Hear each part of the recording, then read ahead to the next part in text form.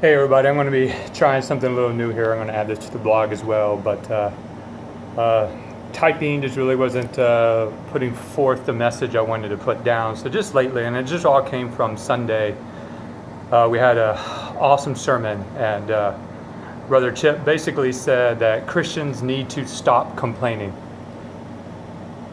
And I so hardly agree. I mean, I hate logging on Facebook now. I really despise it. I used to love going on there and looking at the pictures and videos that people shared and seeing things from family and friends, because I still have a lot of friends in South America and that have moved to other countries and things like that, it's one of the best ways I have to keep in touch with them. But it's just so frustrating, and especially when I see complaining and this whining that comes from Christians. Because, I mean, Philippians 2, right? Philippians 2:12. I'll start with 12. Why not? So therefore, my beloved, as ye have always obeyed, so now, not only as you in my presence, but much more in my absence, work out your own salvation with fear and trembling. For it is God who works in you, both to will and to work for his good pleasure. And verse 14, do all things without grumbling or disputing, that you may be blameless and innocent, children of God, without blemish in the midst of a crooked and twisted generation, among whom you shine as lights in the world.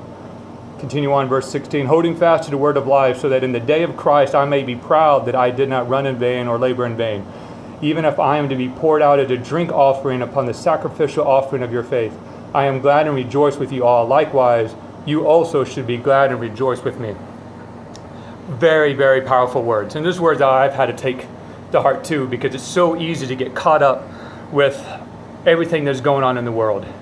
A lot of people aren't happy, right? And we saw this almost 12 years ago.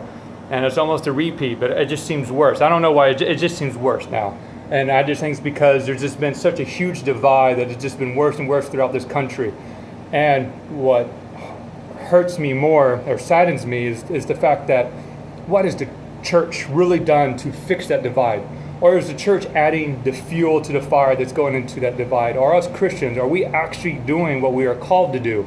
Are we being a light? Are we shining that light onto the world? Or are we just adding fuel to that fire and making that divide larger and larger, and it's harder?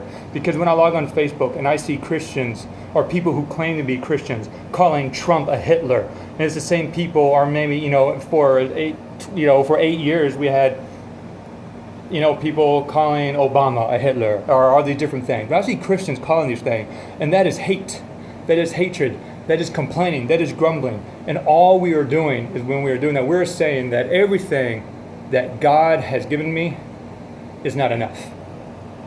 When we complain about our circumstances, when we just whine, when we sit there, we're saying that God is not enough. And that is the message that the world is seeing.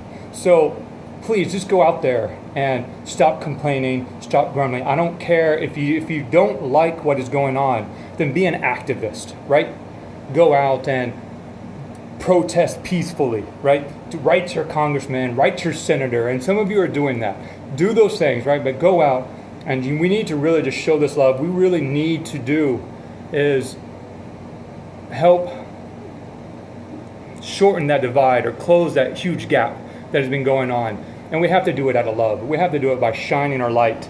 And the thing is that a lot of people we have people in droves leaving the church and all these different things, and it's because a lot of times, we're just complaining. We're just so full of hate sometimes, and we're just showing this hate, and that's not what we're supposed to do. So I don't care if you like the president, right? If you voted for him, or you didn't vote for him, or you don't like the way he talks, you don't like the way he tweets, right? He's got a lot of faults.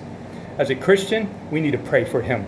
We need to pray for his cabinet. We need to pray for the congressmen. We need to pray for the senators. And we need to stop just spewing hate, spewing all these different ways that are not shining the light of God out of us. Because when people see us as Christians and they're saying, wow, this person's a Christian, look at what they're tweeting, look at what they're putting on Facebook, look at what they're complaining. Why would I want that? Right? Why do I want that? They keep wanting me to go to church. They keep wanting me to try this God thing that they keep talking about.